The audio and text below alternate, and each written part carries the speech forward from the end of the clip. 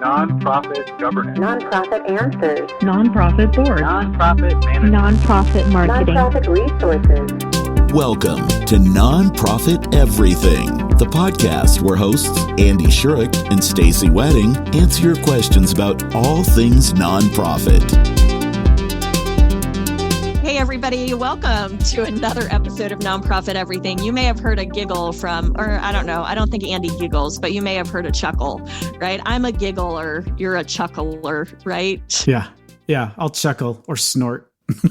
Anyway, you heard a chuckle because we were just talking about what we're, as we're recording this, where we're looking. And I'm in a little library in my house looking at lots of random signs and books and things that make these openings a little bit tougher because I'm trying to draw inspiration from just a whole huge library of books. And yes, CDs. Don't even talk to me about that. That's my husband's thing. Yes. Who has CDs anymore? My husband does. Okay. All right. I got the rant out. That was very therapeutic. Now, Andy was like looking outside at the bees, right? The birds and the bees, right, Andy? Yeah, there are birds out there right now. There's a bunch of finches, and then my neighbor has a bunch of pigeons on her roof. So, yeah. And then some rosemary that's covered in flowers that are also covered. Oh, and a hummingbird. Right as I said that, a hummingbird flew by. So yes, I'm looking out at a pastoral landscape. How's that? See, so that's way more inspiring. So I think I'm going to try to mix it up next time we record. But wherever you're joining us from today, I hope it's somewhere inspiring for you. And so appreciate you tuning in. We always appreciate people who subscribe, people who give us ratings, people who send us the questions. So please, as a friendly reminder, we would appreciate any and all of those things. And you know where you can find us, nonprofiteverything.com, and some of the, the social media. You can just do a search and find us there. And in the meantime, we hope you enjoy this episode. Thank you so much for being with us.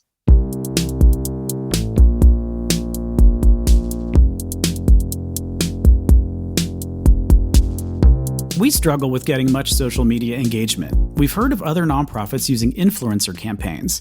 How do you build an influencer marketing program for your nonprofit to generate better awareness, engagement, and fundraising opportunities?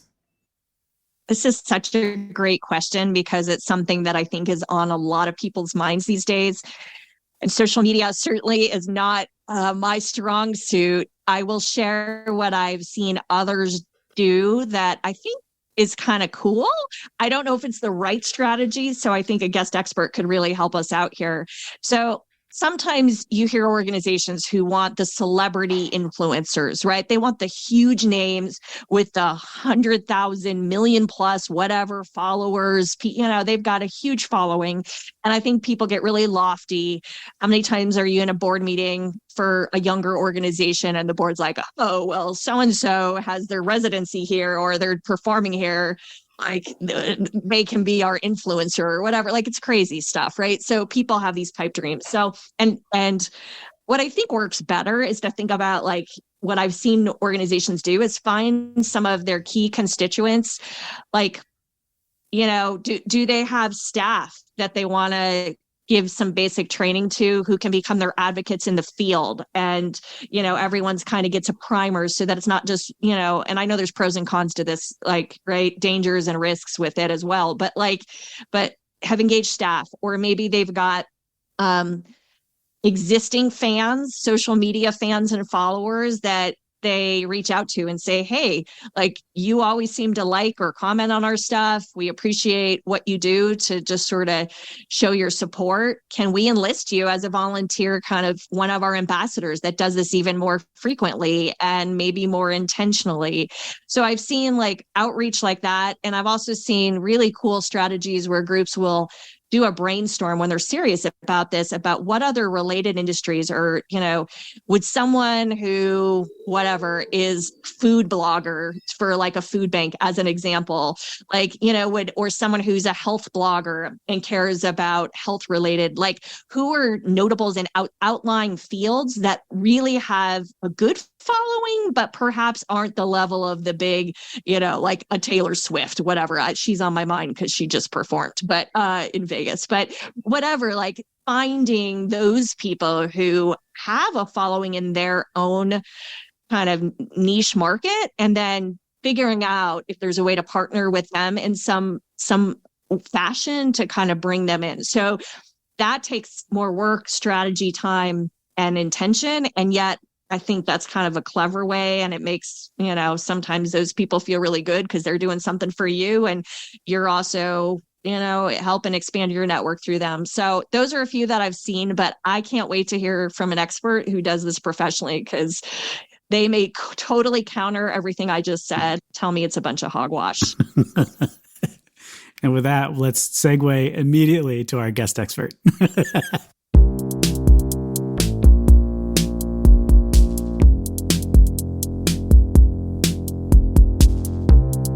Welcome, everybody. I am excited today to welcome a guest expert and a friend, Nick Lynch with Kaleidoscope. Nick, welcome. Thank you. Thank you for having me. I'm excited to be here. Awesome. Why don't you tell us a little bit about yourself and why you're involved with the nonprofit sector and what it is that Kaleidoscope does? Yeah, for sure. So, my name is Nick Lynch. I'm the co-founder and CEO of Kaleidoscope.io. For the past 15, almost 16 years, I've been based here in Los Angeles, professionally, mostly focused on building solutions for advertisers and brands to better target their audiences on digital and social media, really help cultivate and develop solutions and technology over those, almost a decade and a half, to really help brands just be better at advertising. But from a personal standpoint, I'm a cancer survivor. I'm a Make-A-Wish kid. I've been a part of the Make-A-Wish family ever since they sent me to Disneyland when I was 3. Very, very much involved with the Make-A-Wish chapter here in Los Angeles for about the last 7 years. And when COVID started and the pandemic started in early 2020, and I started to see nonprofits not be able to do in-person events, the first thing I thought of is what are nonprofits going to do to generate revenue?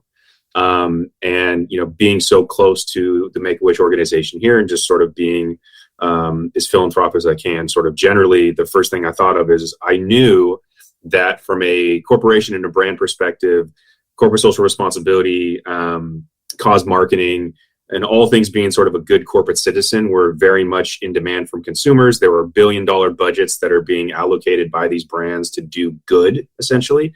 And I knew that I could unlock those budgets if I provided some layer of reporting and analytics around the partnerships that were taking place between corporations and nonprofits. I also knew through my work in advertising and marketing that influencer marketing was sort of this emerging medium. It was the next big type of marketing opportunity for advertisers to use in order to generate awareness, engagement, and ultimately sales for their brands. And I knew that creators or influencers also wanted to be a part of something that was meaningful, that was value and vision aligned in terms of what their sort of values were. And so I knew that if I could connect brands, nonprofits, and social media influencers, and then measured the efficacy of those partnerships, that there could be more dollars into this sort of impact ecosystem. And that's sort of the genesis of Kaleidoscope. We started that in early 2020. Fast forward 3 years, we've kind of jokingly become the Deloitte of social good, where we really sit in between nonprofits and corporate partners, where there is media, marketing, and measurement opportunities to really create essentially moments and social moments and marketable moments and impact moments between these partnerships at scale. That's awesome. And I'm so glad you're here, because once you hear this question, you'll know why we wanted you on the podcast. So here you go. We struggle with getting much social media engagement. We've heard of other nonprofits using influencer campaigns. How do you build an influencer marketing program for your nonprofit that generates better awareness, engagement, and fundraising opportunities? Man, I love that question. and I think that, again, this is sort of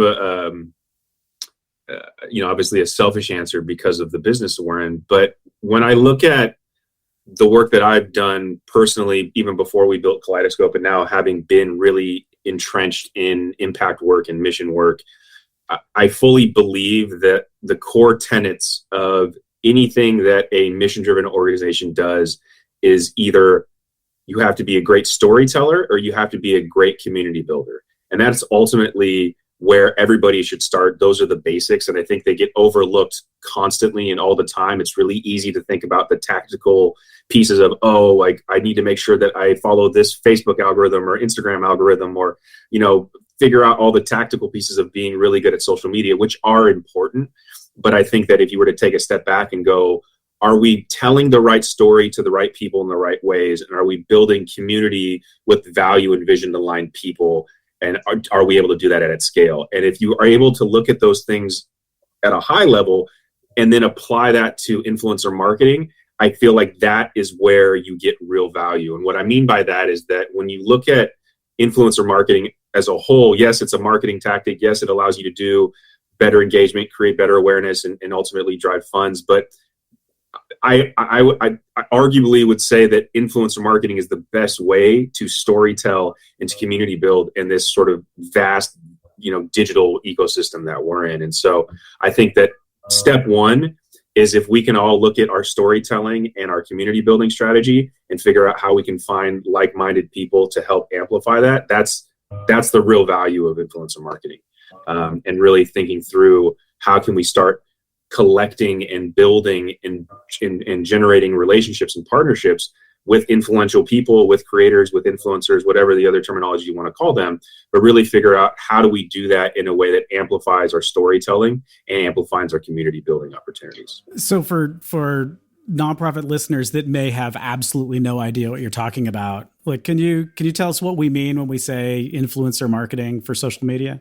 100%. Yeah. So, I mean, the influencer marketing is almost a decade old marketing tactic. Many people think of like Kim Kardashian or a Selena Gomez, or, you know, some of these huge celebrities that have hundreds of millions of followers on social media as like influencers. And yes, they are influencers. However, in the past almost decade now of influencer marketing becoming a legitimate and very real and very valuable tool for marketers to communicate to their consumers, anybody and everybody that has a presence on social media is technically or could be considered an influencer, right? Everybody has some type of influence on a particular group of people. The example I always use is that I am by no means what you would maybe typically consider an influencer, but I do have people that follow me on social media. They probably know that I'm a nerd and I like sci-fi and I like certain TV shows and books or music. And if I were to make a recommendation about a movie I just saw or a book I read, that more likely than not, the people that follow me would probably go see that movie or maybe go buy that book. That's essentially leveraging some type of influence and an example of what influencer marketing could be. So if you think of it through the nonprofit lens, you know, identifying people, and this could be board members, this could be people that are already donors or on your mailing list. I mean, you don't have to look that far to find influencers that could be beneficial to supporting the amplification of your story and community building. But, you know, identify people that have some level of reach or some level of following on social media to work together and to collaborate on communicating mission objectives, mission goals, events, fundraising initiatives, anything that's related to your mission, so that they can help you better broadcast and amplify your mission across social media. That's interesting. So I think the pretty common analog that you'll see that most nonprofits have been doing for years and years is how they select board members. So you may pick board members because they are wealthy or they happen to work for a corporation who gives away funds and you want to be part of the group that gets those funds. But you're also picking people who you think are going to be able to get to their networks, whether from fundraising perspectives. And so for this, you're really just kind of taking that and adding the social media element up on top of it. Yep, 100%. And LinkedIn is for sure still considered a social media platform. It is one of the most valuable platforms for nonprofits to leverage, particularly when they partner with their board. I see it all the time. I've helped build sort of media kits or media packages that are very easy for their board members to sort of cut and paste messaging or images to their LinkedIn profiles or to their LinkedIn posts to generate awareness, engagement, and fundraising. So it's very much very, very true what you just said in terms of, you know, leveraging your board is sort of maybe your first line of influencer marketing. Yeah. So kind of, I think maybe first blush thinking at the question, somebody's thinking, well, Ariana Grande is not going to be interested in my nonprofit, right? So why would I be concerned with influencer marketing? But that's not really what you're talking about. You're thinking, because most funds, most organizations are really local. It's a local community. It's a small group of people that are interested in a mission that's very sort of geographically bound. And so when you're thinking of an influencer marketing campaign, you are thinking of this geographic barrier as well. Yep, 100%. And there's influencers of every niche, every geography. I mean, it runs the full gambit. And I think that's the most amazing thing about what people are now calling sort of the creator economy, which just as an aside, is while there's 50 million people already that contribute to this creator economy or the influencer economy today. 30% of the United States kids have an aspiration as their career to be a YouTuber or a vlogger. And it's over $100 billion a year business. So it's very much a real thing. It's no longer just people doing dances or tutorials on social media. I mean, it's people have platforms and people have opinions, and those people are spread all over the world, interested in very unique and specific, different things that no matter where you are and the size of your mission or your organization and the audience or the focus that you have, more often than not, or more likely than not, there are some or many influencers that you could reach out to, not just or Ariana Grande or a big celebrity, but some of what they call micro influencers that maybe have a couple thousand or 10,000 people, which usually happen to be the most effective partners because the people that are following them are really sort of leaning in and checking their platform and their content, and really are a very, very real participant in this influencer's content. So if they were to say something about an organization or a mission that is near and dear to them or near and dear to their city, they are more likely than not to do really whatever the influencer suggests them to do. Go check out a website, go donate a couple bucks, whatever it is. So that's, I think, the beauty about this is that influencers are so distributed and so diversified that there is somebody for everybody. That's interesting. So is there a sort of a baseline level of social media participation that's required to get this up and running? If you were going to give somebody here's the step-by-step things you need to think about, where should somebody start? Recognizing that a lot of our audience is one-person nonprofits. It's a board with no staff. It's tiny little organizations, and they're thinking, oh my God, this is just one more thing. Right, and it always is in this space, right? So, okay, one more thing to think about. So I hear it. And we've actually done a lot of work around sort of distilling this process down to a very sort of tangible and digestible step-by-step process. But the after we sort of come to a consensus or agreement about everything starts with storytelling and community building, the next thing that I always talk about is just really think about your goals here. What are the goals of actually using influencer marketing, which I actually think should be sort of the first step in using any type of marketing, is what is your exact goal in doing this thing? Because, I run into organizations all the time that think they need to be on Facebook and Instagram and YouTube and all of these other platforms all at the same time. You don't need to be everywhere all the time.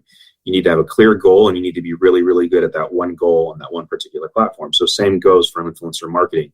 And there are three sort of core goals that we always focus on or think through when we're developing influencer marketing campaigns. The first one is, are you trying to generate awareness? Do we just need to get people to see your name, hear an initiative or a program that you're doing, get, eyeballs on your messaging?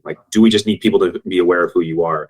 If not, the second goal is engagement, right? So do I need people to share, comment something about a program or my mission? Do I need somebody to click on something to go to a website or to see more information about who I am? What is the engagement goal? And if it's not awareness, if it's not engagement, which is awesome if you don't need those things.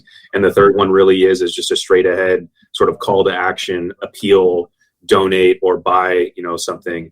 Then really think through, okay, well, what is it exactly do I need them to do? Do I need them to donate? Do I need them to send them to a particular page? Whatever the case may be, but start and focus with the goals. Because once you understand what your goals are, then you can start to think about the types of influencers and which platforms that you would want to align those goals to. But without knowing the exact goals, you can't really clearly articulate to those influencers once you find them, and you definitely won't have an idea of the types of influencers that you would want to reach out to, because it's really no longer, in the early days of influencer marketing, which I personally have been in for almost 7.5 years now. So it's been a long time, almost since the very beginning. It was almost good enough to just find somebody with a couple 100,000 followers or 1 million followers, pay them some money, and then whatever happened.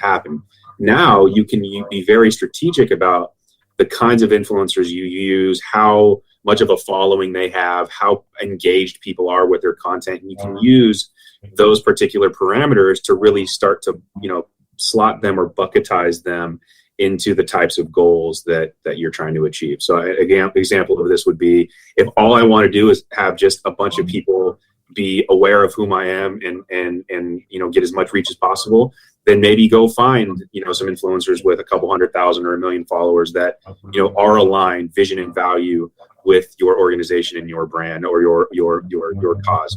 If it's not that, and you want people to really click on a link or go and donate, then maybe find some of the more smaller niche influencers that maybe have smaller audiences but highly engaged and highly likely to do some type of action that they're asking for. So I think that would be number one, is just understand what the goals are so you can start aligning your individual influencers and the particular platforms that you would want to work on. And can you imagine the pipeline from that awareness and that participation to like fundraising? Do we make that connection, or is that unnecessary? Well, I mean, I guess there is a connection there for sure. And ultimately, like if you can build a strong community around anything you're doing and, be really clear and articulate what the goals are of what you want that community to do, then fundraising for sure can be a clear line to that. But what I've found is that in influencer marketing, and again, maybe this could probably apply to most marketing, though unfortunately it doesn't happen, is that if you can be really clear about the goals that you have, what you want to say to achieve those goals, and who you want to partner with to achieve those goals, then it becomes very easy to start operating on a regular basis in a repeatable fashion around those things. Because you're not just going and saying, all right, well, I want to do this thing. I want to generate a bunch of money, and I'm going to talk to somebody about it, and let's see if it comes up, that we make it happen. And I can't tell you how many influencers just get those kinds of emails from everybody. Hey, I like what you say. Your content's great. I have this thing. Would you post about it? Well, that doesn't really give specificity into what you want them to say about it, why they're specifically valuable to that particular partnership, and ultimately, what does that partnership do for you, right? So, I think the more specific you can be about those goals and what you want, how you want to achieve it, who you want to achieve it with, and the whys around it, then I think you'll be much more successful in these partnerships and ultimately raising dollars. So for the groups that you've worked with, like what size are they usually? You work with big organizations? Do you have any baby organizations you work with?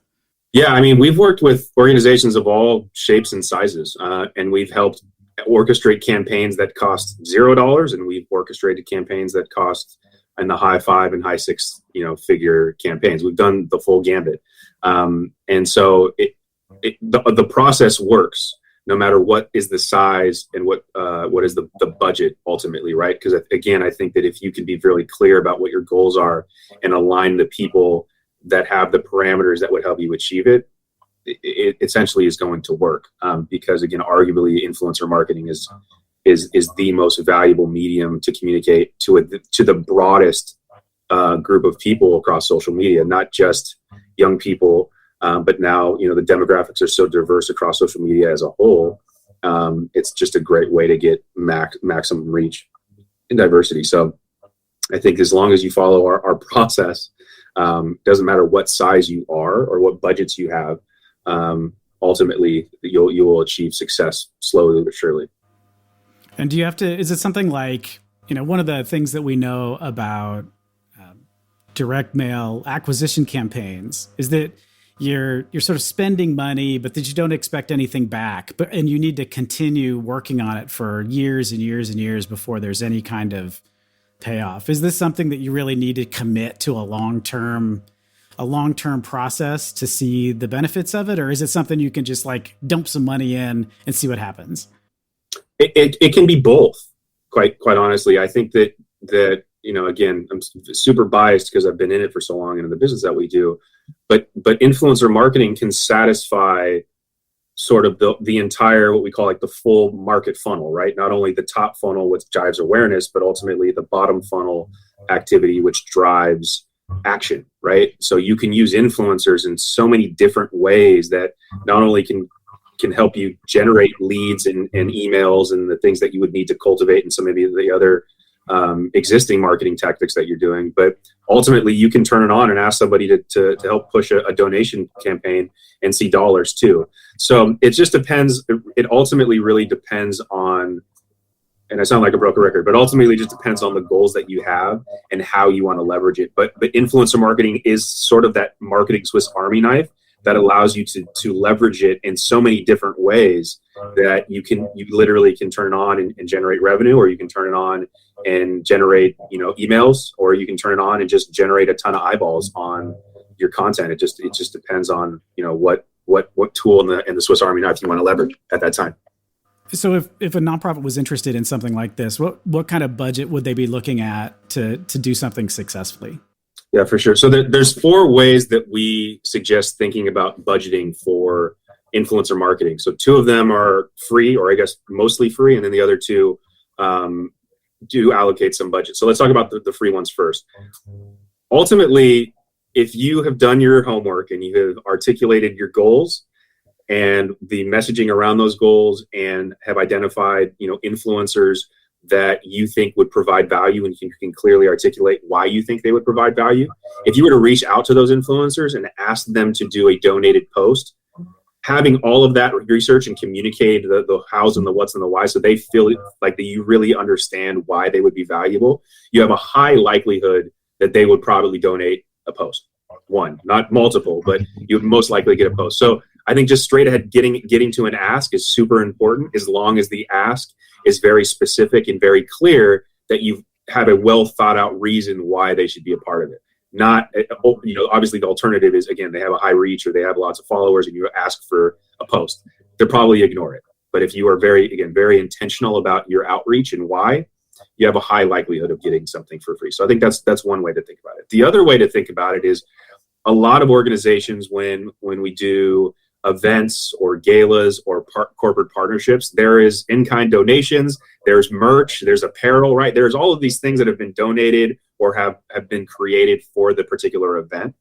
You can absolutely do sort of, again, the same tactics of identifying an outreach for an influencer, but instead of asking for something for free, maybe, hey, can I send you a shirt and could you do a quick, post about our walk in a month or two and you wear the shirt, or we got a hotel room donated in Philadelphia.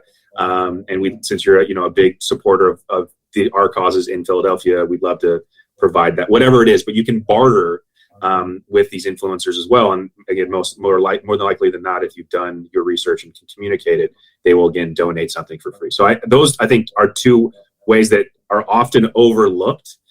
They do require a little bit of research, but I think if you do your research and you can clearly articulate, again, you have a high likelihood of getting something donated for free, at least one time. Is those things. The third one is leveraging corporate partners. So there's a good example I always use is there's a lot of nonprofit organizations that have partnerships with local retailers, large retailers that maybe are doing a percentage of sales, or maybe they're doing a roundup campaign. They are also marketing their business on a semi-regular basis, most likely. So they would probably do some type of influencer campaign that promoted their brand that also had some sort of mission message or impact message involved. So there's an opportunity maybe to have your corporate partner maybe subsidize a co-marketing opportunity or fully pay for a co-marketing opportunity around driving people to donate. I am still shocked that I don't see this more, but I mean, large organizations all the time, huge retailers are doing these roundup and these percentage of sales campaigns. And the fact that they don't market these more and leverage influencers and like more integrated marketing with the mission, I'm shocked, because every time an organization and a brand do these types of partnered collaborations and marketing efforts, the performance and the brand perception of all of those go way up. So it's like it's dollars well spent for the corporate partner. So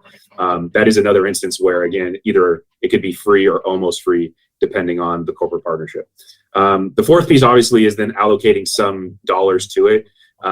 What we always do is whenever we go out and reach out to a influencer where we do have some budget, and when they send us their sort of their rate card or what it would cost to do an influencer campaign, I always ask for their nonprofit rate, and most of the time there is some discount, right? So those are like the four.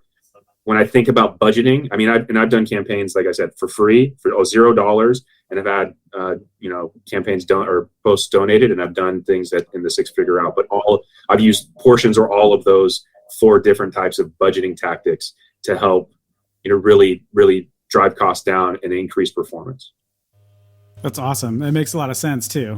Because we do use some of those tools already. You're talking about, you have a gala event, you're going to have a silent auction, and so you're used to asking for things for an activity. It's just a different kind of thing you're asking for. Makes a lot of sense. So I'd love to hear, if you can, an example of like something that's worked really well, something that you thought that was using influencer marketing that turned out better than you expected.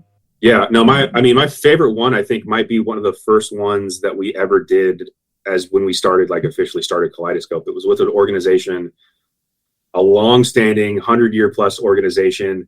They were essentially working on their first ever digital event in the beginning of COVID. They had never done one before, and interestingly enough, they had actually never even measured any of their marketing efforts for their types of campaigns. So it was really interesting to do all this because that's a core tenet of what we do, is not only find everybody to help do these things, but obviously measure the analytics behind it. And so, the goal was really is how do we promote a digital event that they've never done before? How do we then use that promotion to drive signups to the event and ultimately purchases of, I think they were selling an item as part of it, and then, drive actual email signups to their newsletter as well. So there were a couple of different KPIs that we were tracking. And so we had some paid budget for mailers. We had some paid budget for sort of traditional, I guess quote unquote traditional digital media now. So Facebook ads. We had a huge email list. I think at one point we were sending out people, I think it was like 80,000 or 85,000 on the email list. Wasn't small. And then we were essentially then trying to find influencers that aligned with both their mission and the theme of the event, which was around sports. And so going into it, the assumption was that we had this huge list. We have some money around mailers. We have some money around social media. We've done these things before. That's what's going to drive signups, purchases of this, and newsletter signups. And so they did a couple rounds of what they had normally or usually done. And then they did, a quick round of about, I think, 4 or 5 posts from some influencers that we brought in. And so very quickly, we saw a couple things happen. One is that nothing that they thought was going to drive performance did. Mailers didn't work. Emails didn't necessarily. I mean, they saw some traction, but it didn't drive nearly as much as when we measured and did social media, just generally just with influencers. And so that was sort of a big aha moment for them, because they saw, wow, well, we have some remaining budget in these other areas. We could easily optimize and allocate it to them. So I think that was, or not even need to spend it, depending on sort of the performance. So that was a big aha moment sort of at the beginning of the campaign. And then as we started to focus more and more and brought more influencers in, we started to see what worked and what didn't. So there was one influencer in particular that was posting sort of every other Thursday.